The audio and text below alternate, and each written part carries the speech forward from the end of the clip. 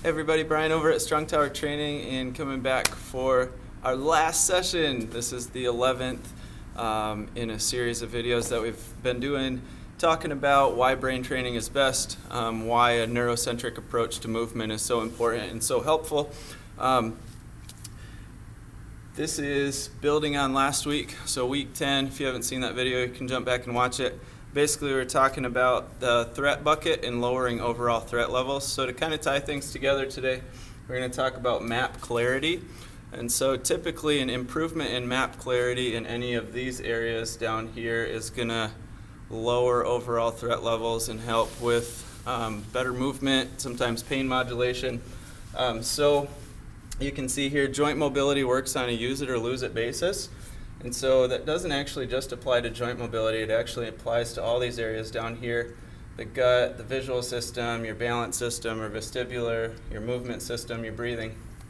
The second piece here, we try to continuously do new things at the training studio with clients because your brain pays attention to things that are novel. And so new things actually help with neuroplasticity, forming new neural connections in the brain to keep your brain healthy. Definitely going to help kind of challenge things in your body, coordination, and those things as well. Another way, if we run out of novelty, which we really shouldn't ever, there's really a ton of different variations of combining all of this stuff together and doing different movements with them. But if we started to think about kind of the next step with novelty then is basically we want to increase load. So there's a saying, increase the load to increase the learning. So if we want to speed up learning, sometimes adding load, like adding a resistance band to a breathing exercise or a joint movement exercise, can speed up the learning process.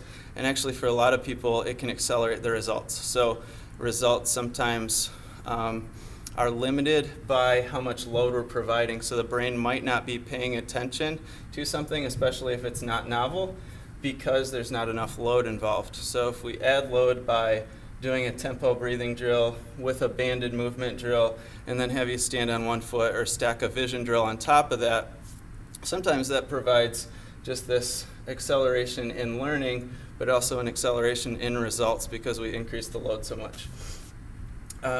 The bottom here kind of ties into the idea of the use it or lose it system. So, or these systems being use it or lose it.